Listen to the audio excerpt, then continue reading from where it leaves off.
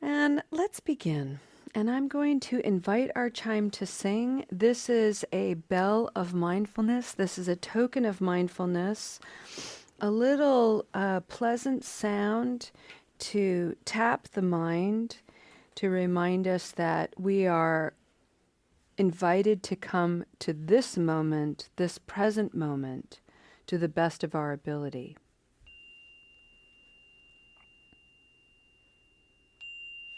Welcome, everyone. This is Recovery Dharma. My name is Julia. I'm one of the facilitators in the Spokane Sangha. And I'd like to set the intention for our practice today with a beautiful sentiment of metta, loving kindness.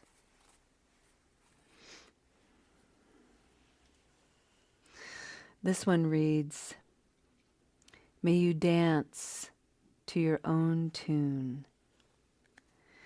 May you dance to your own tune."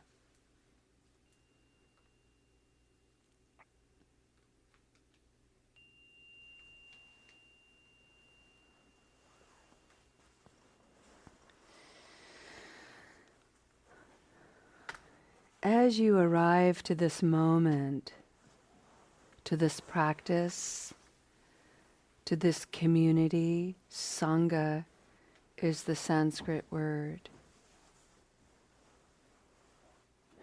Check in with your body and see what your body needs and wants for a practice filled with ease, a practice that has delight around the edges, has a spirit of joy perhaps. And for some people, that is sitting on a cushion, sitting upright. For other people, it is sitting on a chair with your feet flat on the ground. Maybe leaning a little bit forward so the spine has an opportunity to straighten and strengthen. Perhaps your practice today and your body is inviting you to lie down. Anything is fine, even movement. Maybe you're at home today and stillness is not available to you, and instead you want to turn your camera off and maybe rearrange your living room and have this practice on in the background, or you're decorating a Christmas tree, or you're organizing a drawer. Whatever you want to do in alignment with your body, please do that. And take a moment as you're doing it to check in with the mind, the thoughts. And rather than pick up any particular thought or judgment, just notice. When we practice noticing our thoughts or our judgments without engaging the thoughts or judgments, what we do is we create a little space between ourselves and the thought. Many of us who are new to the practice, the thought and ourselves are almost one and the same. We have a thought that says something like, I'm bored. That's the thought, I'm bored. And we actually make that very personal so that we become boredom itself. The body slumps, the breath is shallow, access to creativity is out the window, we feel kind of blah. But when we observe the thought, I am bored, the space that we create in that observation is recognizing that I am not boredom itself. I am simply experiencing a feeling of boredom, a thought of boredom, but I am not that. That's the space.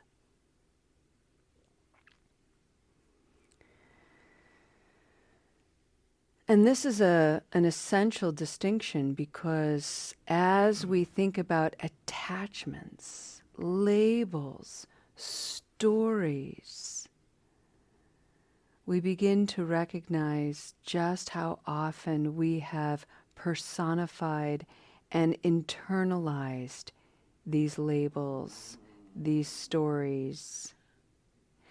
Butter just sort of growled and kind of like, "Mrrr." I'm going to interpret that as, I hear you, Julia, right on, me too, just like me. So check in with your mood, your emotions today, in this moment. And maybe you're feeling a little irritated, or it was snowing a little bit earlier, and these early snows are always treacherous because people drive with a certain degree of denial, like, it's not that bad. And also the conditions of the earth and the pavement and the air itself are such that it creates a pretty icy condition. And so we can get pretty amped up in these early snowy days. And so maybe your emotion and your mood is a little anxious. And rather than, again, internalizing that feeling or that mood as, I am anxious, I am irritated, I am angry, I am annoyed, I am peaceful, I am calm, we create a little distance between that consciousness of ourselves and the experience. The feeling of agitation is arising. The experience of anxiety is present. The mood of agitation or depression is accentuated in my mind today and experience. I, however, am observing it.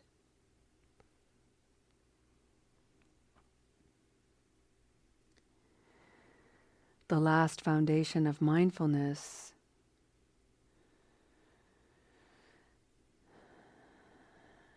is that story, that narrative,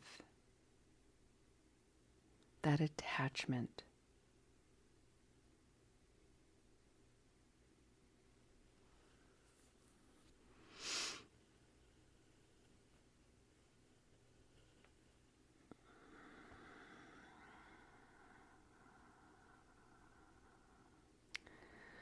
One of the stories that I'd like to bring forward today as we conclude this month-long practice and exploration and focus of attachments is the narrative and the story that we should be farther along than we are.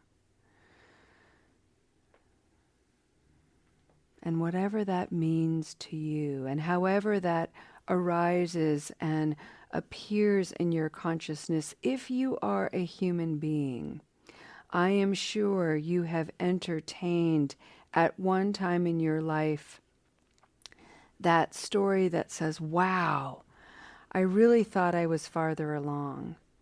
I really hoped I'd be farther along. I really thought I'd get more out of this. I really thought things would be better than what they are. And then, if you're anything like me, the minute I'm aware of that story, my body tenses, and then my mind starts to race with all kinds of additional thoughts. Ugh, I can't believe I thought that. What's the matter with you, Julia? Why are you still stuck on that thought? And then the feeling is a bit of frustration and despair. They all kind of go together. And it happens in a blink of an eye. This is why space between what's happening in the body, what's happening in the mind, what's happening with the mood, and what's happening with our stories. Space between all of those things helps us slow down. When we're slower, we see things with more clarity. When we see with more clarity, we gain access to greater understanding. When we have greater understanding, we have access to wisdom. When we listen to our own wisdom, we begin to activate bodhicitta, that soft, wounded heart within us that enables us to treat ourselves and others with loving kindness, compassion, joy, and equanimity. We're going to have good days and bad days. We're going to have days of full-on agitation and peace. We're going to have days where we're highly confused and crystal clear. That's the human experience. To be equanimous is to recognize both of those things alive in each of us, ourselves and one another. But we forget all the time. And that forgetting is what fuels that feeling, ugh, I thought I was farther along.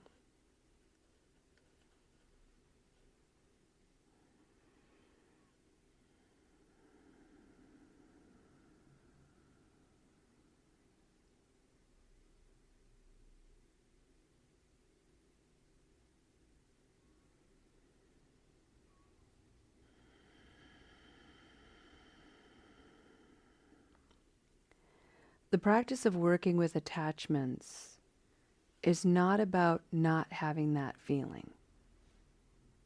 It's not about reaching some peak in your life where you'll never experience the thought or the mood that comes with, oh, I thought I'd be farther along.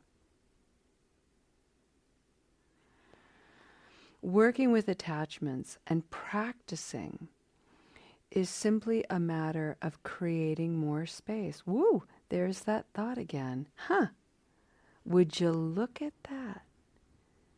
I'm entertaining a thought that I should be somewhere other than where I am. Huh, curious. What's motivating that thought?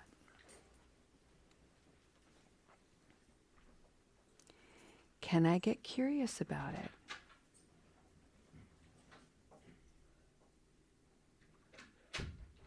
Why do I feel this way? Is somebody telling me this? Am I hearing a voice from the past? Am I feeling a little disappointed because I feel like I'm going backwards when I wanted to go forward?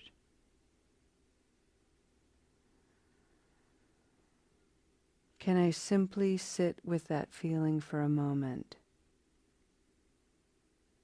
and create some space around it?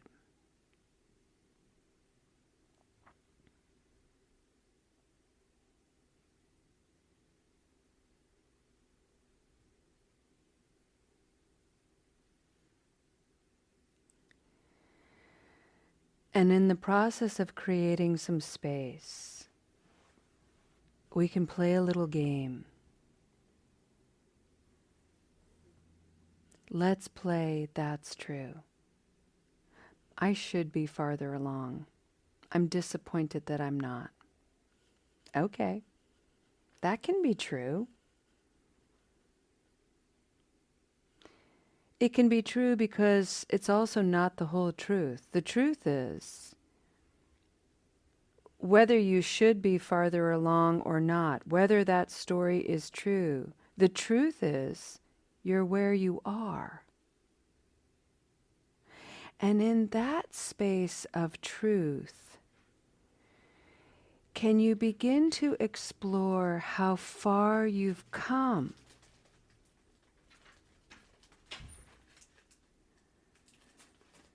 what errors you may have made, what missteps you may have taken that have inhibited you from going farther than you wanted. Is it that you're on a different path and it's not as direct as you had believed or thought? Is there something here in this present moment that is asking for your attention? That is a place of nurturance for your growth and maturation.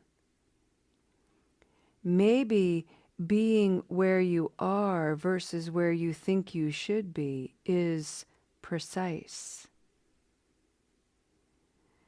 Maybe being where you are is an opportunity to invite it to be perfect. I don't know, it's a game. You get to play and see what arises for you. I just know from the practice, it helps to slow down, ask, wow, would you look at this? Look at this attachment. Look at this story I'm telling myself. Huh, fascinating. I'm such a curious human. It also helps to play. Ooh, that's true. And not the whole truth.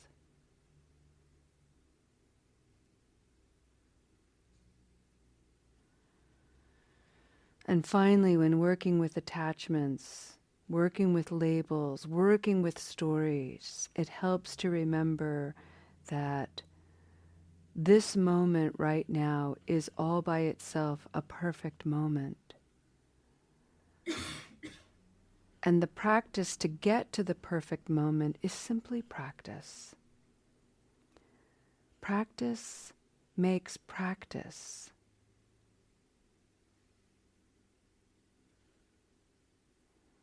Those are three of my favorite teachings. They're three of my favorite mantras. And at the end of the day, when we practice all three of them together, we arrive at this moment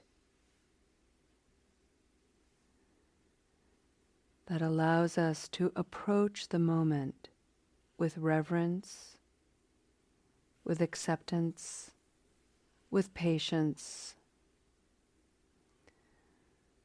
with impeccable presence.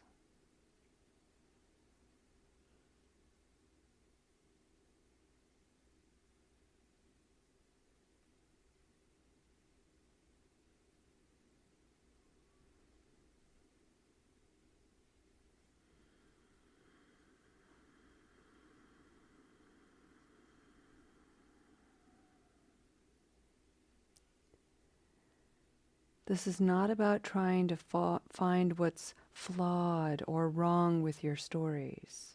Your stories could be true.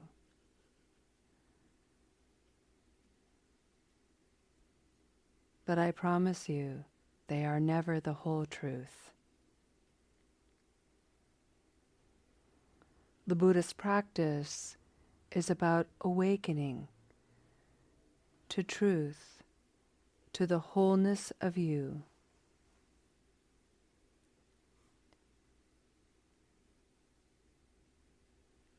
You that is beyond your body, beyond your mind, beyond your mood, and beyond your story.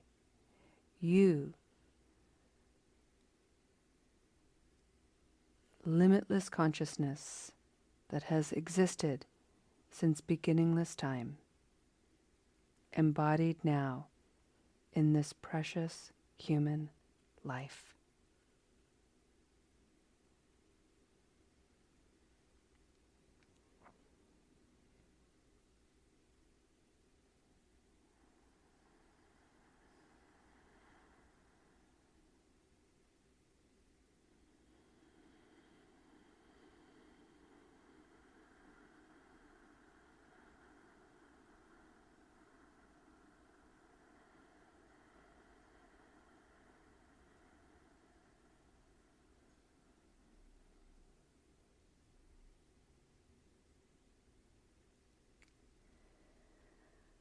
Let's end our beautiful practice together today by returning to our own bodies, minds, moods, stories, and take 3 deep breaths together as a community in your own way and in your own time. But breathe in such a way that you are fully aware of the air entering your nostrils. Maybe hold your breath for just a moment or two. And then exhale all the air out, either through your mouth or your nostrils, paying full attention to that exhalation. Pause again for just a moment, and then inhale. Let's do that together. Breathing in.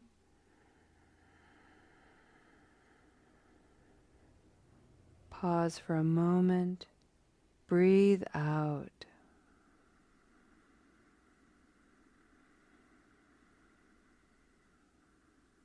Pause for a moment. Inhale together.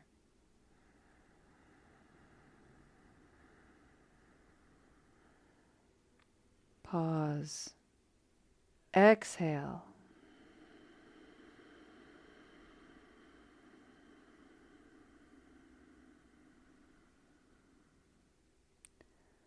Pause.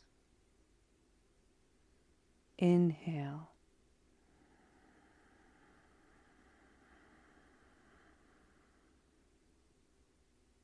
Pause. And exhale together.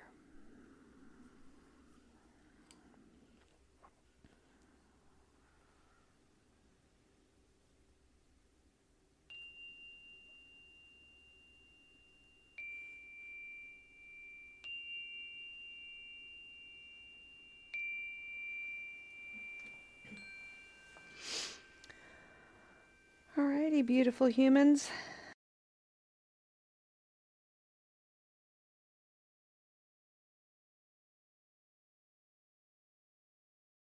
I think we'll go ahead and end our practice with the dedication of merit. So I want to bring us back to may you dance to your own tune today, our little sentiment of metta. And I just invite you to come into your body once again. And when we began our practice, we began by engaging some stillness. And now I'd like you to engage a little bit of movement. And so just rock your body. Close your eyes. Nobody's looking. Rock your body side to side. Maybe move your arms, wiggle your fingers. Just add a little spirit of dance to your body today. Your beautiful body that is carrying your consciousness, that is enabling you to bring forward to this life a gorgeous presence full of thought and story and feeling.